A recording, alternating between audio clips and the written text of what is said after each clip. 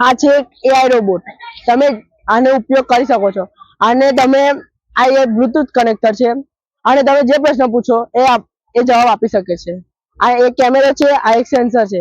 આ તમે આને મોબાઈલથી પણ કંટ્રોલ કરી શકો છો. આ એક રોબોટ છે. એઆઈ નો મતલબ થાય છે આર્ટિફિશિયલ ઇન્ટેલિજન્સ. આર્ટિફિશિયલ ઇન્ટેલિજન્સ એટલે જે આપણી બુદ્ધિથી બનાવેલી કૃત્રિમ બુદ્ધિ હોય. આપણે અહીંયા એક સ્પીકરનો ઉપયોગ કર્યો છે જે બ્લૂટૂથ સાથે કનેક્ટ કરેલ છે અને જેમિનાઈમાં જો કોઈ પ્રશ્ન પૂછશો તમે તો બ્લૂટૂથ દ્વારા અહીંથી તમને કોઈ આન્સર મળશે. અને સામે એક કેમેરો છે જેના દ્વારા રોબોટ જોઈ શકે છે કે સામે કઈ વસ્તુ છે. પૂછો કોઈ પ્રશ્ન પૂછો છે.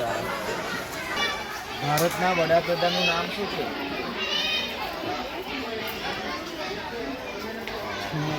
ભારતના વર્તમાન વડાપ્રધાન શ્રી નરેન્દ્ર મોદી છે. શું તમે તેમના વિશે કંઈ વધુ જાણવા માંગો છો? તે કેટલા ટર્મથી વડાપ્રધાન છે? તેઓ 2014થી વડાપ્રધાન છે, એટલે કે તેઓ 1થી વધુ ટર્મથી આ પદ પર છે. ન્યૂટનના ગતિના નિયમો કેટલા છે? ન્યૂટનના ગતિના 3 નિયમો છે.